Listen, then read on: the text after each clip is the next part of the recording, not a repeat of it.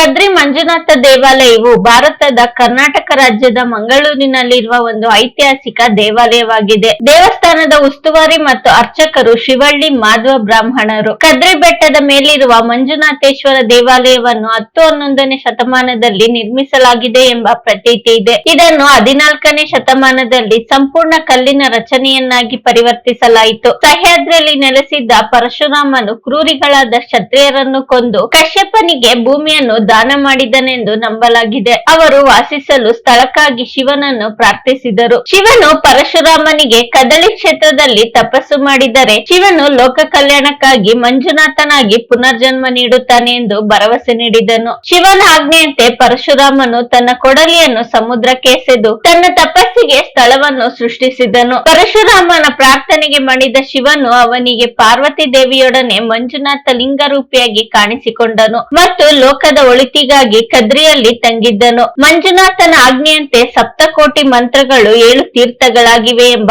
ಐತಿಹ್ಯವಿದೆ. ಈ ದೇವಾಲಯವು ಹಿಂದೂ ಮತ್ತು ಬೌದ್ಧ ಇತಿಹಾಸವನ್ನು ಹೊಂದಿದೆ. ಕ್ರಿಸ್ತ ಶಕ 10ನೇ ಶತಮಾನದವರೆಗೂ ಇಲ್ಲಿ ಬೌದ್ಧ ಧರ್ಮವು ನೆಲೆಗೊಂಡಿತ್ತು. ಆದರೆ ಬೌದ್ಧ ಧರ್ಮದ ಅವನತಿಯ ನಂತರ ಮಂಜುಶ್ರೀ ಮತ್ತು ಅವಲೋಕಿತೇಶ್ವರರ ಭಕ್ತಿಯು ಈ ಪ್ರದೇಶದಲ್ಲಿ ಮುಂದುವರಿಯಿತು. ನಾಥ ಆರಾಧನೆಯನ್ನು ಬೌದ್ಧ ಧರ್ಮದ ಕಡೆಗೆ ಸ್ವೀಕರಿಸಲಾಯಿತು ಮತ್ತು ತಾಂತ್ರಿಕ ಶಿವ ಸಂಪ್ರದಾಯವನ್ನು ಮುಂದುವರಿಸಲಾಯಿತು. ಪರಿಣಾಮವಾಗಿ ಅನೇಕ ಬೌದ್ಧ ದೇವಾಲಯಗಳು ಹಿಂದೂ ಸುಳಿಯೊಳಗೆ ಬಂದವು. ಇಲ್ಲಿ ಮಂಜುನಾಥ ಶಿವನಿಗೆ ಸಂಬಂಧಿಸಿದೆ ಮತ್ತು ಕದ್ರಿಯು ವಜ್ರಯಾನ ಪಂಥದ ಬೌದ್ಧ ಮಠವಾಗಿದ್ದ ಕದ್ರಿ ವಿಹಾರದಿಂದ ಬಂದಿದೆ. ಅಲುಪ ರಾಜವಂಶದ ರಾಜಕುಂದವರ್ಮನು ಅವಲೋಕಿತೇಶ್ವರ ಚಿತ್ರದ ತಳಹದಿಯ ಮೇಲೆ ತಾನು ಶಿವನ ಭಕ್ತನೆಂದು ತಿಳಿಸುವ ಶಾಸನವನ್ನು ಬಿಟ್ಟನು. ಈ ಚಿತ್ರವು ಬುದ್ಧನದಲ್ಲ, ಆದರೆ ಶಿವನ ಸಮಗ್ರ ರೂಪವಾಗಿ ಪೂಜಿಸಲ್ಪಡುತ್ತಿದ್ದ ಬೋಧಿಸತ್ವ. ಇದು ಬೋಧಿಸತ್ವ ಮಂಜುಶ್ರೀ ಅವರ ಆರಾಧನೆಯ ಕೇಂದ್ರವಾಗಿದೆ. ನಂತರ ಈ ಬೋಧಿಸತ್ವರನ್ನು ಶೈವ ದೇವತೆಗಳೆಂದು ಗುರುತಿಸಲಾಯಿತು. 151 ಶಿವಲಿಂಗ ಮತ್ತು ಬೋಧಿಸತ್ವವನ್ನು ಈ ಸ್ಥಳದಲ್ಲಿ ಶತಮಾನಗಳವರೆಗೆ ಒಟ್ಟಿಗೆ ಪೂಜಿಸಲಾಯಿತು.